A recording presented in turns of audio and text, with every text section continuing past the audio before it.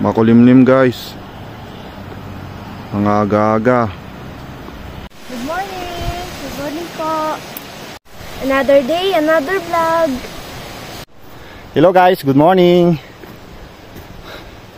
Isang maambon na umaga po sa ating lahat. Ito, medyo nag-umpisa ng umambon dito sa amin. Kumusta po yung klima nyo dyan mga kagarden? Bali, today is September 28, 2024. Oras natin ay nasa alas 8 na. Ayun, bali sa araw po pala na to, ang gagawin po natin, mag-harvest po tayo. Kasi may order na naman po tayo. Pero yung order po natin, hindi po patatas, hindi po parsley. Bali, ang harvestin po natin sa ngayon, sa umagang ito, harvest po tayo ng ating coriander. Ito na po yung pananim natin, oh.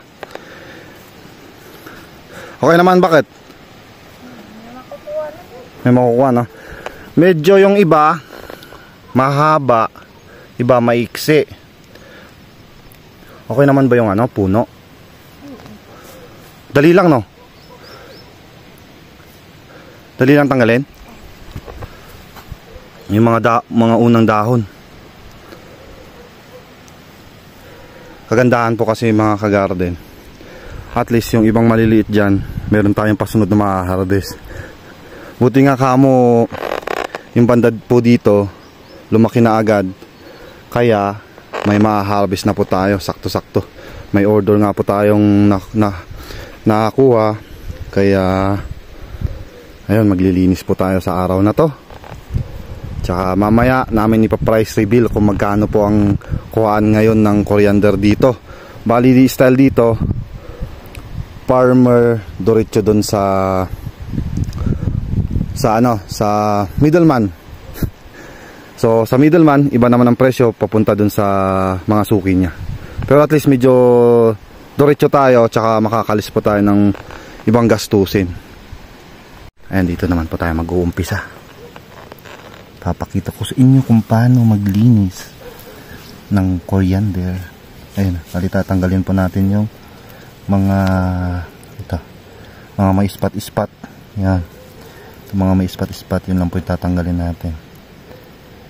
Kung ito namang wala, pero ito yung unang dahon niya, tatanggalin po natin kasi mag-yellow po yan. Bali, ganun lang naman po yung paglilinis ng coriander. Ayan, oh.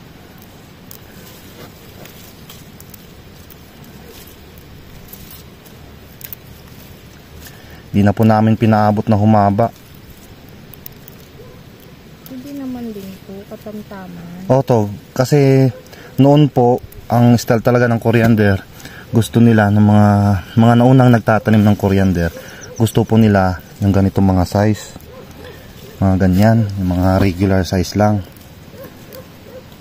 Ngayon po kasi parang nasanay na po sila sa mga malalaki na, kasi kagandaan naman po sa malalaki, madaling linisin, tsaka medyo may kabigatan. Ito naman pong maliliit, yun nga po, magaan. Pero wala naman pong pinagkaiba, parehas na coriander. Yun lang, sa bigat lang, tsaka sa bilis lang ng trabaho, mas marami kang matatapos pag malalaki. Ayun, di ba? Di ayos. Sakto lang, no, na linisin natin ngayon. Kasi ito na po, ito yung sakit ng coriander pag maulan. Yan. Oo, nagkakaroon po ng spot. Bali blight yung tawag. Kaya sakto-sakto lang pala na tinanggap natin yung order. Bakit ano? Ngayon kasama po pala natin si Kuya Sian. Hello po. Mabilis ang paglilinis po yung gagawin natin ngayon. Kasi pangit yung klema natin. Tsaka yun nga, mag-ingat po pala kayo mga kagarden. May bagyo na naman, si Julian. Kailangan po natin kasi makarami. Kasi yun nga po, isang napakagandang balita. Maganda po presyo ngayon. Sobrang ganda. Nakakatuwa sobra. Ganda ng presyo ngayon ng coriander. For the first time, makakaranas din po kami ng ganito. Bali magkano presyo, yung range, yung parang range niya. Kahapon sabi nila yan 400 to 450. Narinig niyo mga ka-garden, 400 to 450 per kilo kuhaan dito sa farmer. Kakatuwa, di ba? For the first time sa aming mag-asawa, for the first time namin, kung makakaabot man po kami sa presyong ganon, for the first time nakabenta kami ng ganong kamahal na presyo. Kaya ito nga po, kahit katamtaman lang, nililinisan na po namin. Kasi ayun nga, yung sa amin dito sa lingwahe namin, yung salitang isupay, ano na sa Tagalog nun eh? Ano yun? Sayang. Parang ano eh, sayang pa para makaabot, parang ganun, no? Oo. Parang ganun yung ano, ibig sabihin nun. Isuka pa'y tawaday maabutan pag sa lingwahe na aming kankanay, ganun yun. Ganda nga eh. Kasi yung iba kasi mga ka-garden, yung ibang mga farmer din nagtatanim ng ganito, yung iba nakaabot din ng mga matataas eh. Ilan na ba yung pinakamataas, ma? 500? Ayun, pero kami, di ba minsan may napapanood po kayo mga vlog namin na nagtatanim din kami ng coriander. May time po na abutan po namin 20. 15. May time rin po na nakaabot din po kami ng 180 po ang pinakamahal na naabutan namin noon. Ngayon lang po talaga first time kami nakaabot ng 450 siguro o 400. Hindi po lang namin alam, mamaya. Pakita na lang po namin mamaya resibo. Kaya kahit maliliit, pagtsatsagaan linisin. Kasi kung tutuusin na, kasi yun nga yung pinag-usapan namin ni Mrs. na kung papalakihin namin to, tsaka biglang bumaba, edi yun nga, sabi namin na linisin na lang namin kasi pwede naman, kasi mas talo pa nito kung yun nga palakihin natin, mas mabigat. Kung paano kapag bumaba ng 100, kung makaka-harvest tayo ng 30 kilos, di ba? 30 kilos kung sa 100, 3,000. Kung sabihin mo ngayon 450, makaharvest man kami ng kahit sabihin mo 10 kilos. Laking bagay. O kahit sabihin mo ng 5 kilos nga. Kasi maliliit lang to, magagaan. Pero mas daig pa niya yung marami. Tsaka yung pagod mo sa 30 kilos na yun, grabe din. Tsaka yun nga, dito tayo sa taas ng bundok, sa pinakataas, sa tuktok. Ang presyo po kasi nito hindi stable. Ngayon 500, bukas hindi mo lang biglang bagsak presyo po. Maaring pwedeng maging 30 na lang, 70, 80, ganun. Pero pag ganitong 400 to 450 ang presyo, bababayan sigurado mga kalahati agad. Mga abot yan ng 200 agad or 250. Mga ganun. Kaya ito na, hinabol na lang po namin talaga yung presyo. Tapos may pwede naman po ma-harvest kaya... Sa susunod, at least may pauna, no? Yun ang pinaka-main. May pauna tayo. Kaya sa susunod na lang po natin itutuloy yung pag-harvest natin ng patatas. Baka sakali mamaya matapos man namin to agad, pwede natin tuloy yun kung maganda po yung klima natin. Kasi ito rin po kasi hinahabol namin. Baka kapag bumagyo, wala bang masiro pa? Oo, ano na to, maapektuhan din po yung pananim namin. Tapos kasi andito po sa taas taas talaga. Sa taas tuktok tayo ng bundok. Kaya ito na naisipan naming way na mabawas-bawasan kahit papano. Makatulong din po sa amin itong bayad na to, pang kusina po namin. Laking bagay. Oo. Mas malala ngayon, ang baba ng baba ng patatas. Kaya yun din po isang rason. Kaya medyo parang tawag doon, tsaka na natin ulit tuloy yun pag medyo maganda na lahat na klima, tas medyo baka sakali gumanda-ganda presyo. Bumaba pa ulit kahapon naging 30 na. Nawala na yung butal-butal. Yung pa yun, partida jumbo saklap. Tama nga yung sabi dun oras-oras, minuto nag-iiba presyo. nasa supply and demand. Kaya dito sa amin, ang tinatawag na nilang green gold ngayon ay itong coriander ang green gold ngayon dito. Tutusin lang, di ba nakita nyo yung mga trabaho ko araw-araw dito, yung mga pinaggagawa natin. Ay, pinaggagawa ko pala namin pala mag-asawa, di ba? Less kasi sa capital, pakakonti yung capital nito. Di pa nga ako nakaubos dito ng ano sa gamot, di pa ako nakaubos dito sa fungicide, lapa. Di pa ako nakaubos ng isang pares. Di ko pa nga nakalahati Pero yun nga, mabili. Schedule ko noon is 2 times a week ako mag-spray. Minsan 3 times pag ganung maulan. So yun, di ba? Green gold.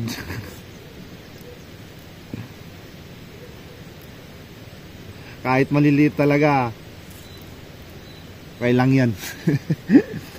Medyo marami-rami na nga po yung nalinisan namin Pinipilian lang namin yung medyo mahahaba talaga.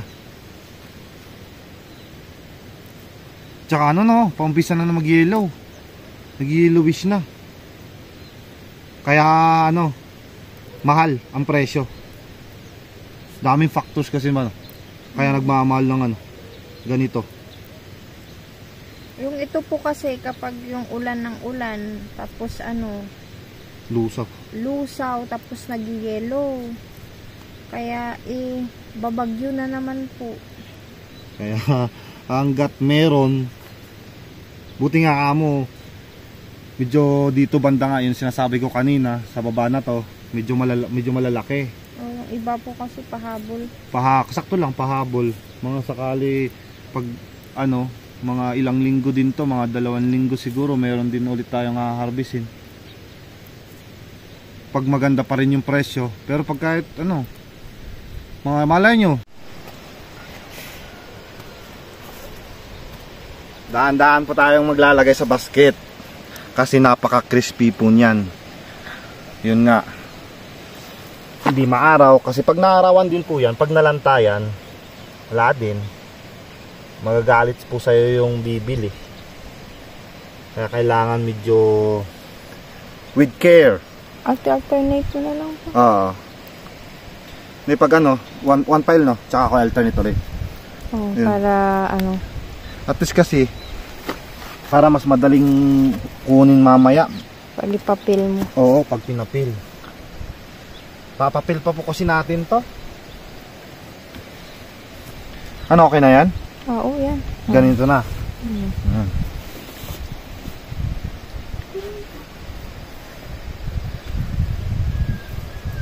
Ang cute. Ang cute, tanggalin natin. Importante may pera yan.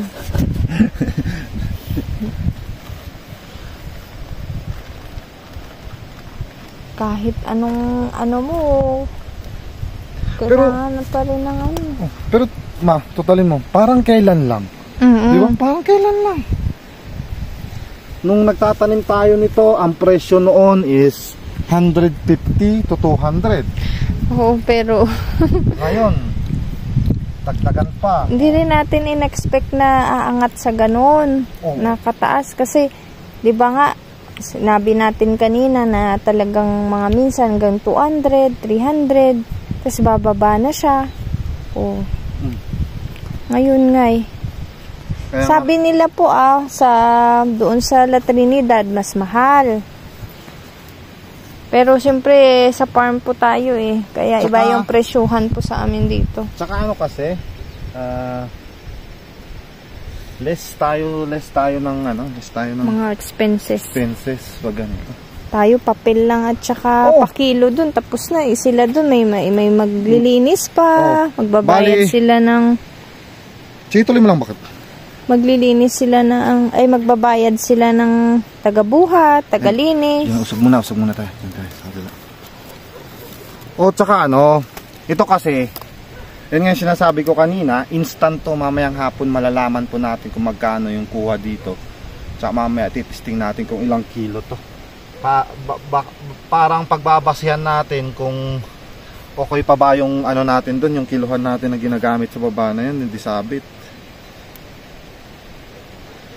Talagang hindi maiwasan, hindi mapapansin yun. Pero Oo, yun, may puti-puti. pag naipon din, ano din, maganda-ganda. Oo. Tsaka marami-rami. Mga anong siguro to. Mas mabigat pa yung basket kaysa yan sa coriander. Okay lang yan. Kailangan kasi ingatan din yan, Oo. madaling maputol. Handle with care nga eh.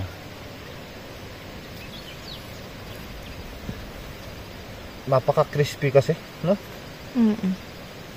Eh, mas malala yan, hindi talagang sobrang malaki. May ano na ba to? Wala pang, parang ano lang, parang isang buwan lang. Oo nga eh. Talagang siguro nauna lang yung dito, pinagbigyan tayo ni Lord. Tong garden po kasi na to, hindi po masyadong natatamnan ng gulay, kaya wala po masyadong pataba na organic, walang masyadong chicken dang nailagay. Matagal po nakabakante. Bakante, stock. Kaya tayo lang ulit yung nagtanim. Kaya kung pagbibigyan tayo sa mga pananim natin dito, ano din tayo, siguro mag-give back din tayo. Pagbibigyan din natin yung lupa na nagbibigay din po sa atin ng magandang ani. Na ganun talaga, para pa kahit man ano, at least malagyan ng sustansya ulit yung lupa, para pag nagtanim po tayo ulit, syempre very good din naman ang bibigay din sa atin. Di bali na yung presyo. Importante, maganda din minsan yung pananim mo.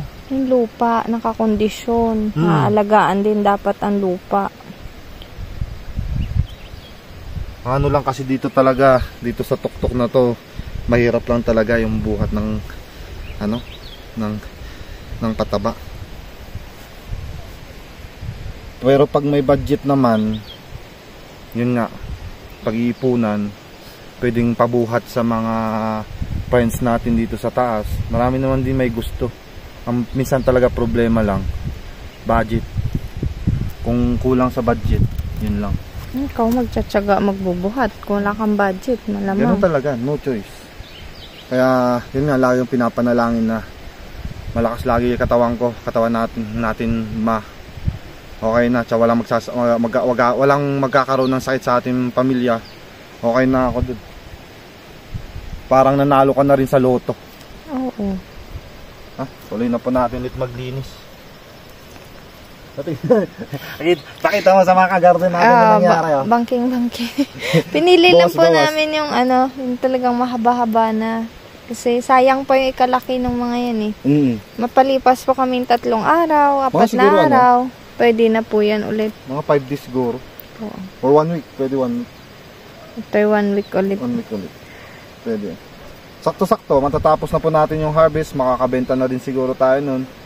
Tsaka kapag tanim tayo doon sa taas, ay sa baba. Ayun, at least paunti-unti, bago tayo ulit maging busy dito sa taas, mga siguro, makatanim tayo, ito makakalinis dito, tsaka yung trabaho naman din po natin doon sa pananim natin patatas. Kailangan na po natin maglagay ng din naman doon, synthetic fertilizer. Medyo sunod-sunod yung trabaho kasi yung patatas doon kailangan na rin lagyan ng pa-center. Yung complete. Ganun talaga. At least yan kahit papano mga ka-garden, may bayad man po itong coriander natin. May panggastos na naman po tayo. Kung tutusin lang, alam nyo ba mga ka-garden, yung iba dito, ito tinatanim nila, pag may bayad, pinangkakapital nila sa mga pananim po nilang gulay. Laking tulong po nitong mga sari-saring gulay na tinatawag dito, katulad po ng parsley, sibuyas dahon, coriander, ano pa ba iba? Sugar beets. Kasi po kaya tinawag po na sari-sari yun, hindi po kasi pang maramihan. Pag per order lang po talaga siya, 20 kilo, mga ganun. Yung iba sa onion leeks, minsan, marami yung dinideliver nila pero nasa kategoring sari-sari yun. Lalo na dun sa pilahan dun sa farmers. Yun, sari-sari yung sa pila nila ng mga yun. Kasi yun yung mga mabilisan na didiskarga. Ilalagay mo lang kasi, bagsak mo lang dyan, diskarga agad. Pwede nang umalis agad yung sasakyan. Ganun lang po yun. Ito naman sa coriander kasi, Pag siguro dalawa tayo dati di ba kinaya naman natin mga nasa 80 kilos? Pag maganda. Maganda, malalaki. Kayang-kaya natin. Sa 80 kilos, kinaya lang po namin ng isang araw. Pero ano nun, malalaki talaga. Yung isang balot namin na umabot ng mahigit sa 1 kilo. Medyo medyo malayo kasi yung garden dito. Pero may isa rin po kasi silang inaano na gusto nilang kontrata ngay po. Kunyari ito. Ay, oo, yung style ng pag-ano pala. Yun pala nakalimutan ko din. Yung bali ganito yun. Ang style nito, pag ganitong coriander, pwedeng kontrata. Yung tinatawag na kontrata, yung mismong sila na yung kukontratahin, estimating ko ilang kilo yan. Kunyari po ito, 100 kilo. Ganon. Oo. Sila na po yung bahalang maglilinis, magbubunot, lahat-lahat nito. Kaso nga lang, ang presyo nun, kung sakaling nasa 300, ang per kilohan sa'yo, nasa 150 kalahati. Puros kalahati yun. Taga sa kalahati talaga yun. Kasi pupunta naman din po yun sa expenses din po nila. Kasi papalinis pa nila, papabuhat, lahat po yun. Tapos may trans pa yun sa kanila, lahat po kargo. Oo, pero parang ito rin. Oo. May trans din to, pero sila, yung kukuha sa atin, yung babayad ng trans nun. Na-try po namin noon dati yun, mga year 2000 na siguro, bago mga 19. Bago mag-COVID. Yung iba. Minsan, maliit lang po na span. Minsan, kukunin po nila ng 10K. Pag sa amin yun, malaking bagay na po yun. Ito na malaking tanong. Kung malapit. Kung malapit. Pero katulad natin, malayo. Na ilang kilometro yung lalakarin mo. Lugi po kasi sila sa Ayaw nila. Ayaw nila. Lugi po kasi sila sa magbubuhat. Kasi mahal din yung bayad dun sa kukumboy. Yung magkukumboy kasi malayo. Pero pag yung sa malapit, yun, tiba-tiba yung mga may garden na malapit, tapos ganitong mahal pa yung presyo. Talagang sila nauunang nakukontrata. Ganito pa nga lang yung pananim nila, nakontrata na. Oo. Kaya ang gagawin lang nila, nakasiting pretty na yung iba. Katulad ng ganito po sa amin, kaya no choice po talaga kami, kailangan naming linisin. Si Albert magbubuhat po, per kilo na lang at least. Pagdating namin doon, babayaran naman po agad. Sa akin, kung ako tatanungin, mga kagarden, mas gusto ko ganito, linis. Kasi sayang kasi nakakaltas pa na 150, 200. Kahit ako nangihinayang kapag tsatsagaan mo na lang linisan. Paglalaanan mo lang naman isang araw to, ano ba naman at... Kung ako, di ba, nagkukumboy ako, pag nagkukumboy ako, pinakamalaki na ko na siguro sa isang araw, kung malakas ang kumboy, tsaka kung kondisyon yung katawan ko, nakaka-1,000 ako. Pero, pagkahapunan nun, gabi, yun, di na ako makatulog. Niinda ko na po yung kirot. Makirot sa binti, maapdi ang balikat. Pero pag ito, ay, instant to. Pag mas lalo pag maganda presyo, di ka masyadong pagod. Bubuhat ka 30 kilos, may pera ka na agad sa hapon, mahigit 1,000. Total mo kung may 30 kilos pong bit-bit sick si Albert ngayon, tapos times mo sa... Kahit mo sabihin mo na 100. May 3,000 ka. Kaya nga. Pag nagkumboy ka, di mo makahanap yung 3,000 na yun. Wala lang ngayon at mababagulay. Pahirapan. Walang masyadong nag-harvest ng gulay niya. Tapos ang dami rin nag-aabang ng kumboy po kasi dyan. Pila. Kaya kapag nagkukumboy sila, pila-pila, talagang tigi-isang buhatan lang bawat sa kanila. Magkano kung isang buhat mo? Ilan lang? Kung buhat mo 80 kilos, kung sa piso lang yung kumboy doon, medyo malapit, 80 pesos yung kumboy mo. Yun lang. Ganun talaga. Itong coriander, kapag ilang oras lang natin nilinisan to, maya-maya tapos na tayo dito hapdi, kahit sabihin mo 3 oras. Hindi pa mahapdi ang likod mo, hindi pa mahapdi yung balikat mo. Hindi pa makirot yung binti mo. Diba? Yun ang kagandahan nito. Kaya kung kagandahan, kung mahal. Kasi minsan pag mababa, pero okay pa rin ko sa 20-20 eh. May bayad pa rin. Naranasan na natin magbenta ng 15 per kilo. Oo. Ka-harvest kami dati, dala-dalawang sako. Nasa 60 kilos yung kasi isang sako. Talagang sinasadya kong 30 kilos yung kasi yung binabawas nila 2 kilos agad. Kaya pag 30 kilos yan, no, minsan 32, 35, ganun. At least para makamenos. Yung kahit sa 15, may pera pa rin.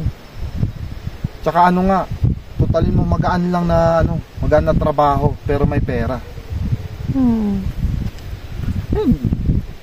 Dito nga tayo nabuhay eh. Oo, sa sari-sari. Parsley. Lumaki si Sian dahil lang sa sa sari-sari. Kaso nga lang tutuusin, kung malawak yung garden mo, magandang ganito. Kasi kung sakali natsambahan mo sa isang plot na mababa, pag may tanim ka na naman sa ibang plot, makakabawi ka pag medyo tumaas din yung presyo. Kaya minsan makakapag-ipon ka, minsan hindi rin. Pero ang laking tulong lang po kasi nito, ang pang-araw-araw na gastusin nakukuha mo. Kaya nga po yung style natin, nakita nyo, di ba? May tanim tayong gulay, may tanim tayong sari-sari.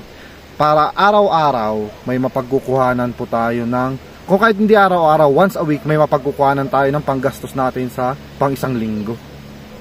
At least, kung matsambahan din po ng pananim natin na gulay yung magandang presyo, may maiipon po tayo. Mas lalo na, may mga, siyempre, may anak din tayong pinag-aaral. Ganon. May pangangailangan din tayo. Minsan may project din tayo hindi pa natatapos. Kaya yun. Kailangan talaga doble sipag, minsan nga hindi na doble. Diskarte din. Oh. Kasi makin mo minsan po kasi mga ka-gardens, kung yung 3 buwan, yun lang yung aasahan namin. Sa 3 months na yun, paano kung nabankrupt ka? Hindi nga po kami ng 3 buwan. Pero kung ito, naisip po namin, may sari-sari kami. At least every week, may aasahan ka. Kaya mamaya mga ka-garden, para hindi po mahaba yung kwentuhan natin, naging kwentuhan na po yung pag-harvest natin. Mamaya pag natapos namin po ni Mrs. linisin to, i-check natin yung ating binhing parsley. Yun din po, maganda rin po yun. Kaya sunod-sunod, kailangan naka-ready na yung pangsimilya mo, naka-prepare ka. Yung binhi. Ganun talaga. Kailangan nga, tama yung sabi mo, bakit kailangan ng diskarte. May ruling-ruling lang din talaga yung pera, pero sa tutuusin lang, laking bagay yung mga may ganito eh. May ma-harvest ka man, may paglalaanan kasi kailangan mo bumili rin ng similya, pang abono, pang kain natin araw-araw. Di ba? Ganun yun. Wala, ganito na yung buhay natin eh. Pero sa akin, mas gusto ko dito. Kahit ganito yung buhay dito sa amin, wala kang makitang tao naghihirap. Nahihirapan man yan, pero kumikita. Lalo yung pagbubuhat, mahirap na trabaho ang buhat. Kaso nga lang, yun yung pinaka-main na nahanap buhay dito, yung pagbubuhat. Maliban siyempre, kakibat nun, pag nagtanim ka, kakibat nun pagbubuhat. Kaya dito po, siyempre matagal na rin dito ako. Ang kagandahan po kasi dito, ang yung source of income nila, madali. Basta masipag ka lang po siyempre maliban na lang sa iba dyan na tamad-tamad? Oo. Siyempre kung masipag ka po, pag araw-araw, may pagkumbuyan ko, pwedeng may pagtrabahuhan dyan kung meron, edi grab. Pero kung wala, minsan talaga no choice, yun yung literal na wala. Yun naman yung minsan, yung time na ganun, yung wala kang mapag-extrahan, doon ka na nakapokus sa pananim mo. Kaya maganda yun eh. Yung may tanim ka, kung sakali nga minsan nagsasabay, may trabaho ka sa garden, may magpapabuhat. Mamimili ka na lang na option doon. Anong magandang decision. Pwede namang, kung sakali mag-spray ka, i-adjust mo, or ikaw bilisan mo, magmadaling araw ka, ganun. Para makakumboy ka. Makahabol ka, ganun. Makahabol ka na makabuhat. Ngayon talaga kasi walang kumboy, walang basta po mababa yung presyo. Kahit nga po daw, yung mga kakilala ko dito na nagbebenta sa town po namin, bihirang-bihira daw po ang tao sa town kasi walang gaanong may bumibili. Pati po yung paninda po nila, ano din, apektado kasi walang gaanong taong bumibili nga. Walang Kasi, buyer. oo. Kasi syempre nga mababa yung gulay. Ano nga din ipang ma-market ng mga tao pag ano? May katulad din natin, puros talbos. Talbos tayo. Tayo nga, diretso talbos. Talbos sayote. Talbos kamote. Hinahingi nating umbok. Nilagang umbok. Kung ano lang dyan maulam. Kung wala to, sigurado masama lamang. Puros nilagang patatas. Ay, at least yun, may ulam pa tayo. Nakakakain tayo. Importante, may bigas. Yun yung pinaka-importante. Yun naman talaga yan. Pero yung sabi nila, huwag kang makontento sa mga ganong bagay. Oo. Pero, magpasalamat ka pa rin at kahit papano, hindi ka nawawalan. Nagkakaroon at nagkakaroon. Oo. Hirap na mamili. Kaya nga, dito banda sa baba, meron. Kung titingnan ko, pwede mabunot. Pag ginanyan mo sa gilid, Maliit. maliliit. Ito, dito lang, sa may bandang Kaya nga dito sa gilid eh. Inuuna ko muna dito rin sa gilid. Saka na Para mapansin mamaya. mabawas-bawasan. Oo. Maka ano lang tayo dyan, maka 5 kilo na tayo dyan. Laking bagay na. Ay, medyo gumaganda na rin pala klema natin. Oh. Baka late lang to kasi ano. Dito maaraw. Tingnan mo doon, banda doon. Sa tinatakpan ng kahoy. Pakita mo ma. Yan ang klema doon. Kulimlim. Medyo may ambon pa ang dagdag. Eh syempre, sahan mo na yan kasi may bagyo. Normal na yan. Bahay ng bagyo. Niikutan tayo palagi ng bagyo. Breakfast po muna tayo guys. Ayan, kain po tayo. Paan po? Sa mga ka-garden natin dyan, kahit late, kain po tayo. Ayan, tinuturuan na po si Kuya Sean maglinis. Tanggalin mo lang anak yung mga ano, yung mga unang dahon kasi yun lang naman tama. Oo.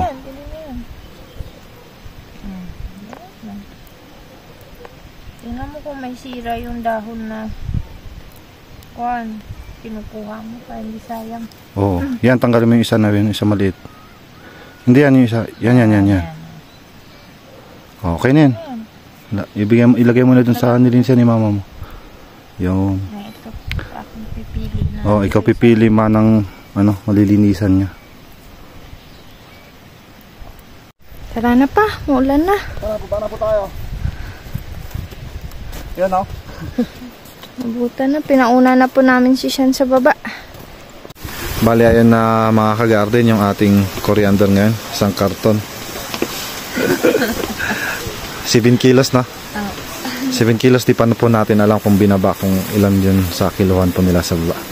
Maya na po tayo bababa, gawa po ng ito. Yan na po yung klema natin. Sabay na yung hangin tsaka ulan. Lakas na yung ulan.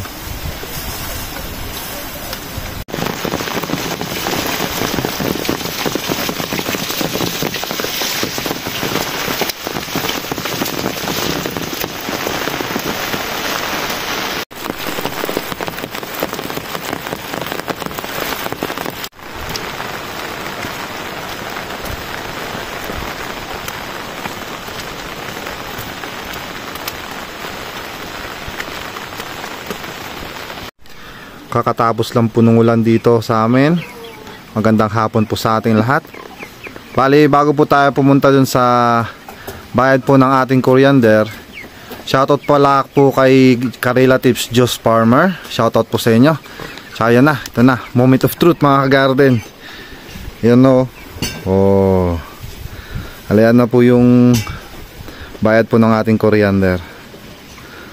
Medyo malaki-laki mga ka-garden. So, yun. Bali, dito na po ulit nagtatapos ang ating vlog. Maraming salamat po sa walang sawa niyo pong suporta at sa walang sawa niyo rin pong panonood. Mag-ingat po kayo palagi mga ka-garden. Mas lalo na't ganito po yung klema natin, mabagyo. Bye-bye po.